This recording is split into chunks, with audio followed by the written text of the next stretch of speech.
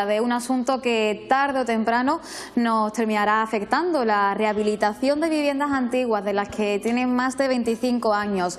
La ley obliga a su conservación y se exige incluso un certificado que lo garantice. Para profundizar sobre todo esto tenemos a dos colaboradores asiduos de esta casa. Por un lado, Luis Camuñas, vicepresidente primero del Colegio Malagueño de Administradores de Fincas. Buenas tardes. Buenas tardes. Y por el otro a José Luis Navarro, que es el vicepresidente segundo del mismo colegio. Bueno, vamos a empezar explicando un concepto, un término que parece reciente, la inspección técnica de edificios, que abarca un significado amplio, imagino, ¿no, Luis? Pues así es. De hecho, nosotros la forma más sencilla que tenemos de explicarle esto a nuestros clientes es hacer un poco de analogía con los vehículos. Esto es la ITV de las casas. En definitiva, pues, inspección técnica de unos y de otras, ¿no? Forma parte esta... Parece que tenemos un pequeño problemita con tu sonido. Sí, a ver si mientras que lo solucionan nos lo explicas tú. Las cosas del directo, José Luis. Efectivamente, como comentaba Luis, es la inspección técnica de los vehículos aplicado a las viviendas. De hecho, ya era una aspiración de la normativa estatal el que efectivamente se garantizase la seguridad de las edificaciones. Lo que pasa es que se ha ido un poco más allá, porque tradicionalmente estaba la seguridad, la salubridad, el ornato público en manos de los ayuntamientos, que de alguna manera iban controlando que eso se fuera manteniendo. Hoy día se va más allá porque hay dos conceptos nuevos que se introducen en la ley, como son la accesibilidad, la eliminación de la barrera arquitectónica y, por otro lado, el tema de la eficiencia energética. Entonces, de todo eso se ha hecho un totum revolutum y la nueva ley de edificación pues viene de alguna manera a plantear unos mínimos que cada ayuntamiento hace suyo y lo viene regulando a su manera. Concretamente, los mínimos legales estarían en cada 50, o sea, la antigüedad superior a 50 años y el ayuntamiento lo ha rebajado a 25 años. Es un poco lo que ha pasado en Mijas y en otros muchos municipios, ¿no? Sí, en el caso de Mijas es una normativa reciente, ¿no? Porque Málaga sí que lo aplica desde hace varios años, ¿no? Sí, lo que pasa que, como decía Luis, en Mijas se aplicó, es que también hemos tenido mala suerte, porque en el 2011 es cuando sale la ley estatal que de alguna manera permite que los ayuntamientos regulen esta inspección técnica de los edificios conforme a los mínimos que marcaba la propia ley. Pero es que luego en el 2013 hubo una ley que derogó la anterior. Entonces dejaba en manos del ayuntamiento de que con unos determinados parámetros mínimos pues lo regulase. Entonces esos parámetros mínimos que se regulaban a nivel estatal eran edificaciones con una antigüedad superior a los 50 años. El ayuntamiento de Mijas cumple por supuesto el mínimo y además lo rebaja a 25 años. Entonces cualquier edificación bien aislada o bien colectiva de uso residencial, incluso cualquier otro uso empresarial, estaría sometida a esta obligación de inspección técnica. Bueno, vamos a hablar, Luis, a ver si podemos ahora retomar tu sonido. Tenemos más suerte. ¿Se escucha? No sé si mis compañeros me lo pueden confirmar. A ver. Parece que sí, se te escucha ahora, Luis. Fenomenal. Bueno, ¿de qué forma se puede obtener ese certificado? ¿Cómo tenemos que hacer para revisar nuestra vivienda de más de 25 años? Pues bueno, la forma más sencilla, en lugar de... Afortunadamente no hay que llevar la casa a ningún sitio, un taller grande donde te la inspeccionen, sino que es el técnico quien tiene que venir a visitarla. En este caso se trataría de un arquitecto técnico o superior. Y también en edificaciones de uso comercial o industrial se admite que sean ingenieros los que realicen el informe. Y básicamente se hace una inspección presencial del inmueble, en ella el técnico toma nota y razón de una serie de parámetros de conservación, del estado de los elementos constructivos, fachada, cubierta de la edificación, observa si hay presencia de algunas patologías, las clásicas fisuras, grietas que aparecen muchas veces en los edificios, se comprueba el estado de las instalaciones técnicas, la instalación eléctrica, la de fontanería, la de saneamiento, etcétera, también las de telecomunicaciones.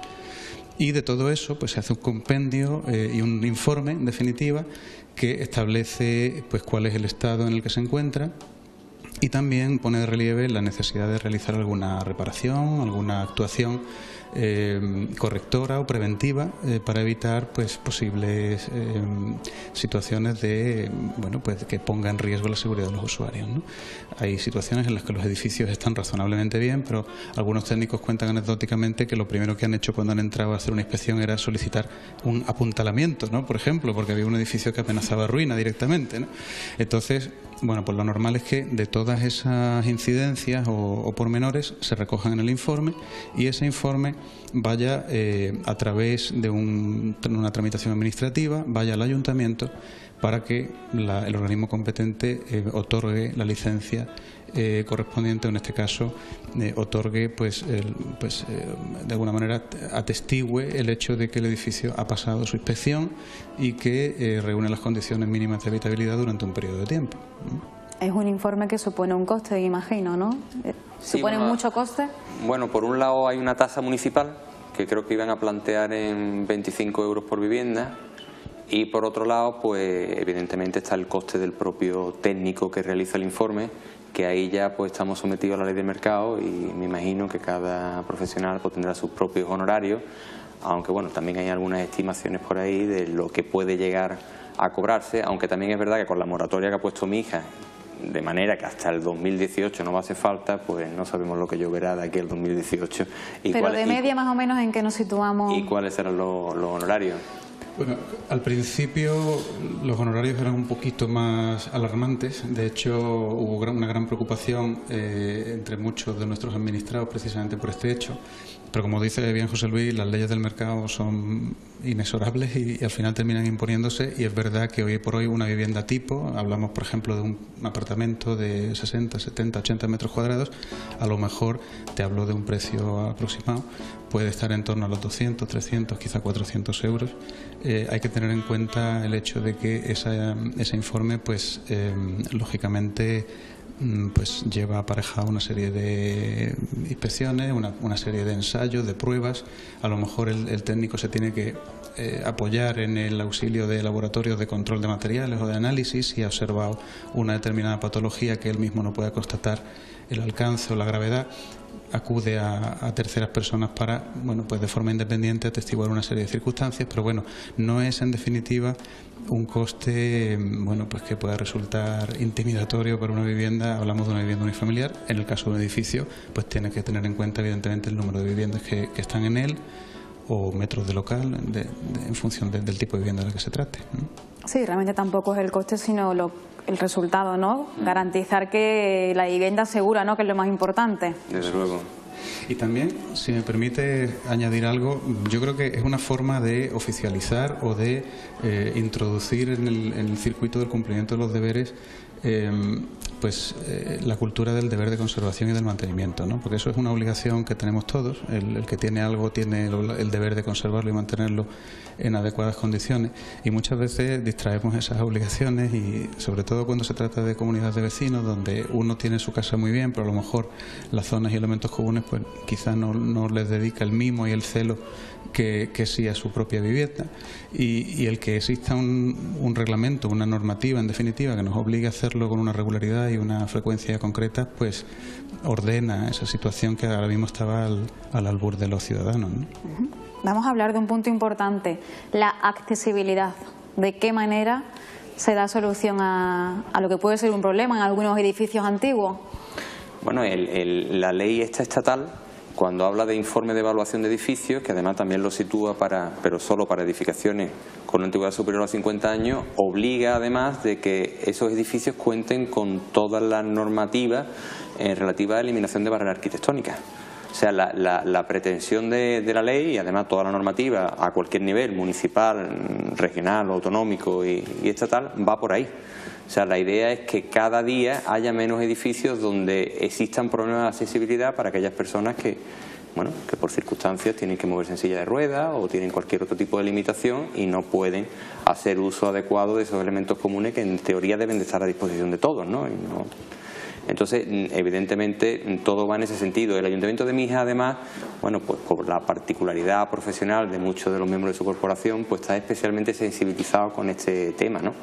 Entonces, ahí sí que tenemos la suerte de contar con un ayuntamiento que está muy volcado con este tema de la accesibilidad y, de hecho, amparándose lógicamente la normativa estatal que así se lo permita, viene siempre de alguna manera facilitando y potenciando el que cada comunidad, cada edificio, poco a poco vaya suprimiendo aquellas barreras que imposibilitan su adecuado uso por parte de muchos ciudadanos, ¿no? Además también se habla de ahorro energético. Eso es. Otra materia pendiente. Eso es. Hombre, realmente es la principal, creo, porque efectivamente he leído algunas intervenciones recientes en apariciones públicas de nuestro concejal de urbanismo, donde se quejaba precisamente o manifestaba el sentir de que quizá los elementos y servicios comunes en edificios plurifamiliares son donde menos cautela o menos cuidado se tiene con el consumo energético y se producen situaciones de consumos ineficientes o incluso despilfarro de recursos, ¿no? De cuestiones que son tan importantes como el agua o la energía eléctrica en este caso, ¿no? Entonces, el que tengamos también un marco que nos regule y que nos imponga ciertas obligaciones, o por lo menos de retratarnos en nuestros hábitos de consumo y de alguna manera premiar o penalizar el que seamos consecuentes y prudentes con el consumo energético, pues también es uno de los grandes desafíos de la norma, que entiendo que va a mejorar, beneficiar y modernizar el parque de vivienda, ¿no? ¿Y cómo se consigue ahorrar en un edificio? ¿De qué manera? O sea, por ejemplo, hoy día se puede calificar de despilfarro que un ascensor tenga la luz permanentemente encendida, cuando existen sensores por un coste insignificante que te permiten que cuando entra en el ascensor es cuando se enciende la luz. Entonces toda la noche esa luz encendida pues está generando un consumo que es absolutamente absurdo, ¿no?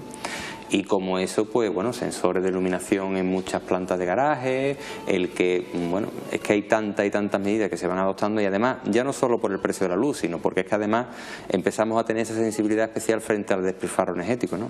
Antes nos daba igual, antes todos éramos ricos y parecía como que no importaba, ¿no? Hoy día, pues de alguna manera empezamos a coger un poco ese sentido, ¿no? de medida y de valorar lo que se tiene y de no despilfarrar cuando no hay necesidad.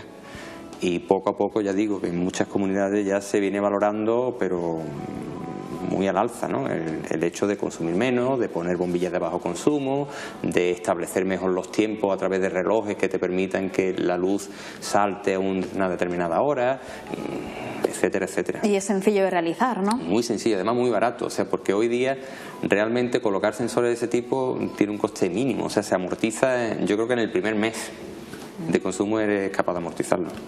Bueno, Luis, ¿se está implicando la gente a la hora de solicitar este certificado, esta inspección técnica?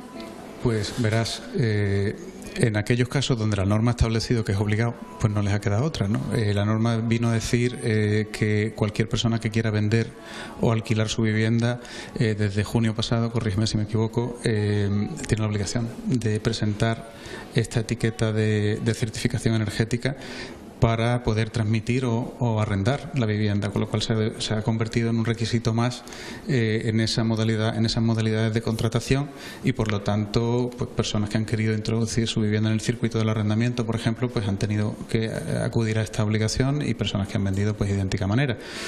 En el ámbito de las comunidades de vecinos es un poco menos inmediato, porque de alguna manera no existe un plazo ni una obligación inmediata ni concreta en el tiempo, pero llegará porque los concursos de adjudicación de subvenciones, por ejemplo, o de otorgamiento de subvenciones, por mejor decir, y aquellas comunidades que quieran concurrir a ayudas públicas del tipo que sea, para rehabilitación, para cualquier necesidad económica en la que intervenga dinero público, pues uno de los principales requisitos que van a tener que acreditar es estar en posesión de esa etiqueta de eficiencia energética, y en cualquier caso, cuando llegue otro requisito posterior que habrá que cumplimentar, discúlpame que no puedo decir la fecha en este momento, que es el informe de evaluación del edificio, donde se van a casar pues las tres cuestiones, las tres patas fundamentales que tú has mencionado: accesibilidad, eficiencia energética y estado de conservación a través de la inspección técnica de edificios.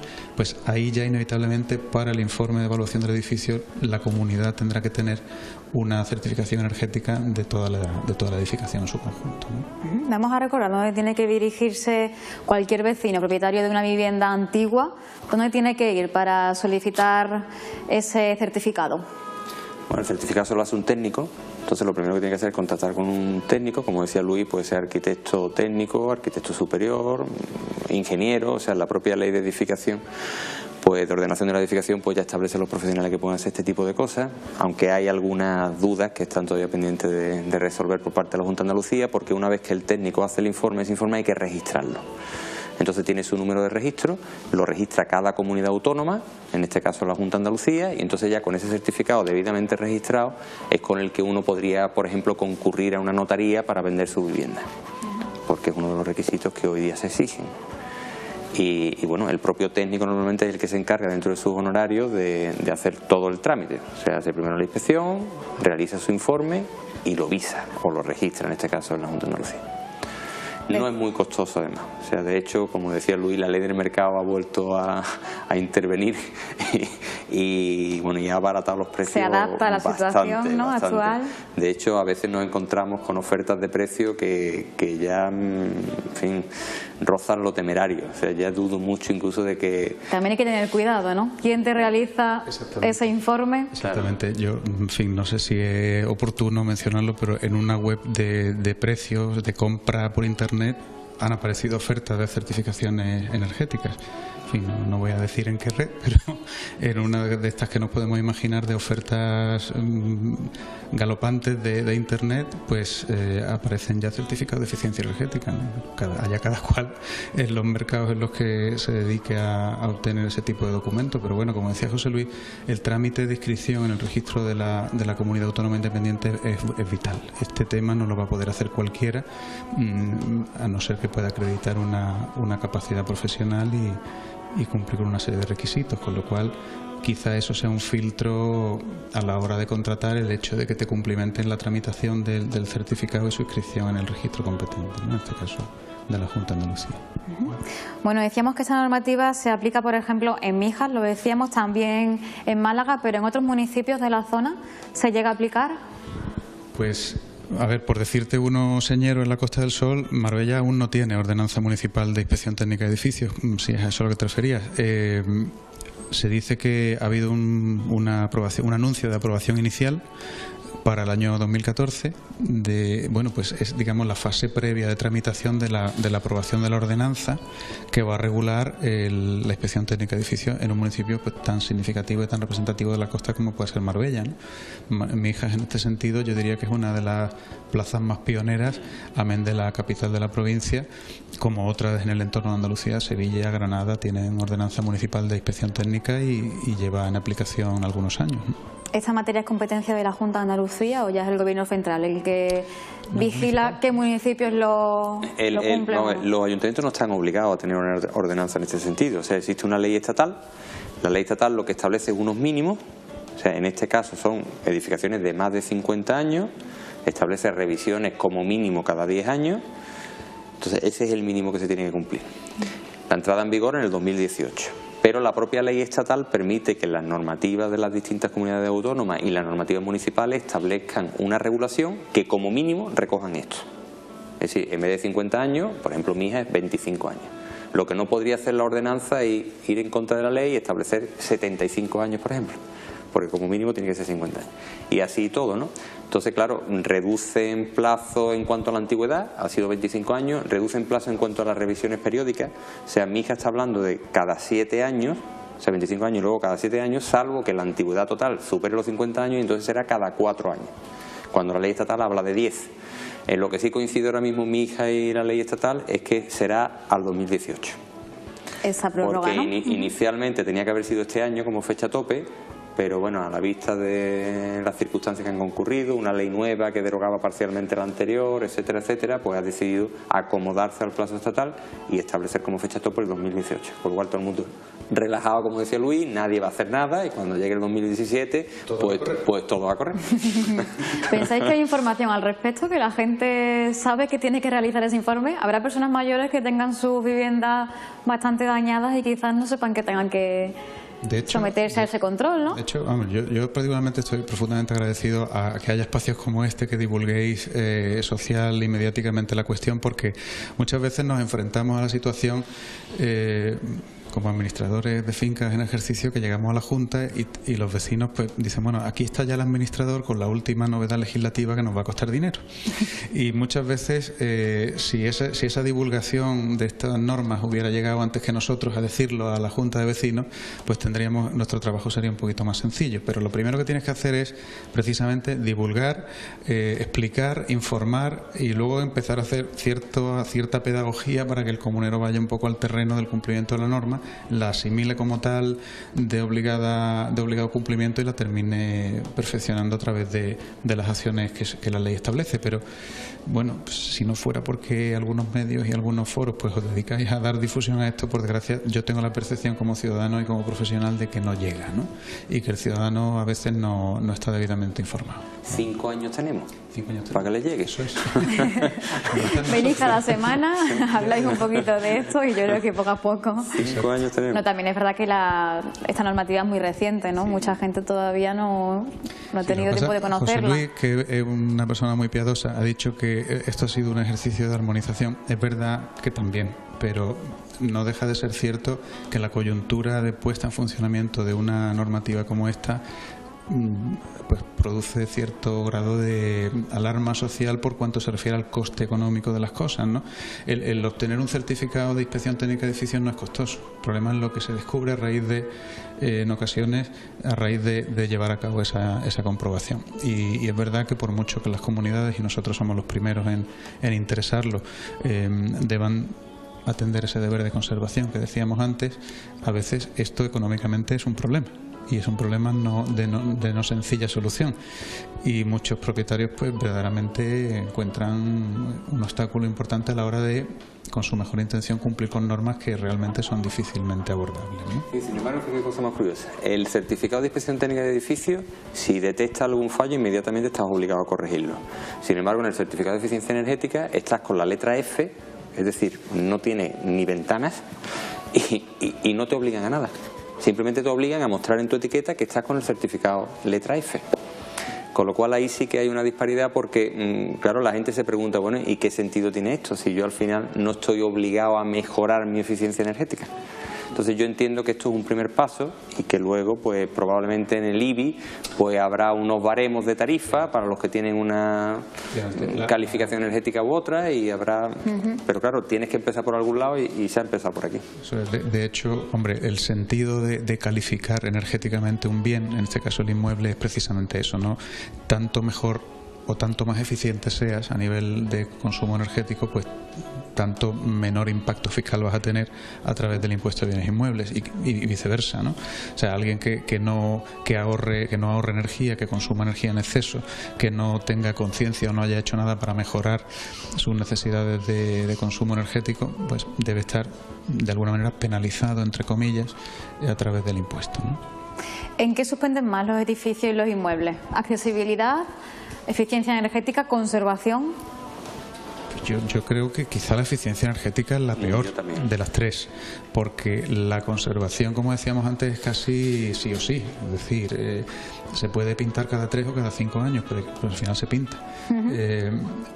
En la accesibilidad, pues puedes remolonear si tú quieres con el cumplimiento de los requisitos básicos, pero cuando tenga una persona con un déficit de movilidad, la ley establece además unos mecanismos que favorecen el que las comunidades tengan que sí o sí acceder a las exigencias de una persona con un déficit de movilidad, adaptar y eliminar esas barreras arquitectónicas con una serie de ventajas a nivel de adopción de acuerdos y demás.